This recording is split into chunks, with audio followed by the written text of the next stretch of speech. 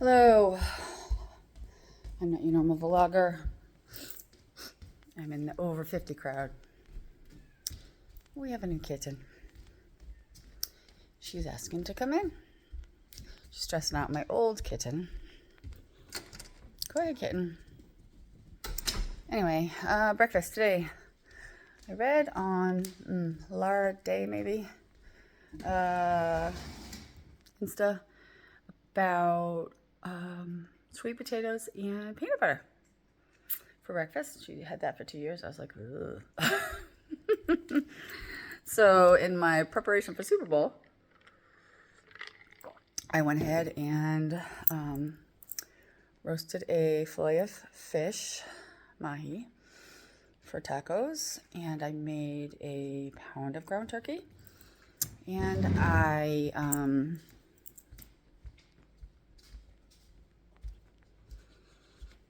ground turkey and I roasted some sweet potatoes, so that there was pre-made food as the week went on, because I have challenges that make it so I can't always do the things. So I had sweet potato mashed. I just grabbed half of it and ripped it, and added some peanut butter. And one thing I learned about peanut butter, thanks to my good friend Regina, is that it's a highly sprayed pesticide food. Peanuts are. So you have to get them in a glass jar, and organic, of course. And so she said pistachios too, which I was really disappointed about, because I would think the shell would help, but apparently in this case it does not. So I had sweet potatoes. Smucker's does have a brand of peanut butter. I'm in the middle of nowhere, so it's not like I have a Trader Joe's next door.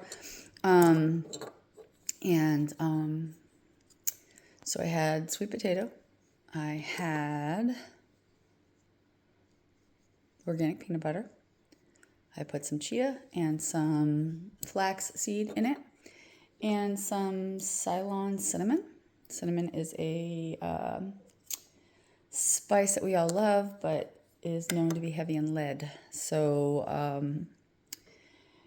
you have to try and find one that is less so, of course, right? So this one's in a glass jar. It's called Ceylon, Ceylon, if I'm pronouncing that right. Cinnamon.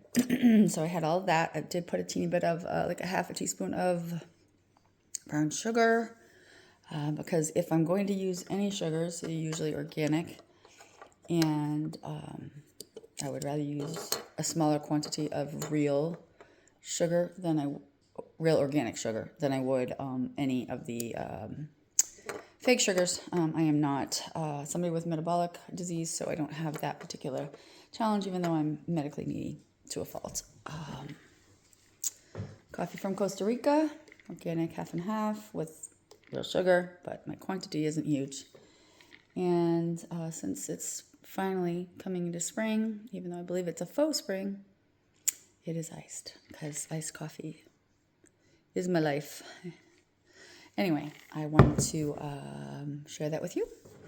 And as you're going through stuff, maybe think about, like, it's expensive to make all the changes at once, and it's a lot of work to make all the changes at once, and it's hard to shift, right? So over the winter, we went from being a regular household that ate pretty clean to I guess they call it an ingredient household, but I was saying that before I knew it was a term. Like, I was like, we only have ingredients here to help my kiddos from hard places with brain challenges that cause them to struggle in some ways. So, for an example, these are Ruffles. Potatoes are highly sprayed. Foods, they are highly sprayed. The oils aren't great that they fry them in, etc., etc. So as I'm trying to make, I made all sorts of big changes, but I'm a potato chip girl.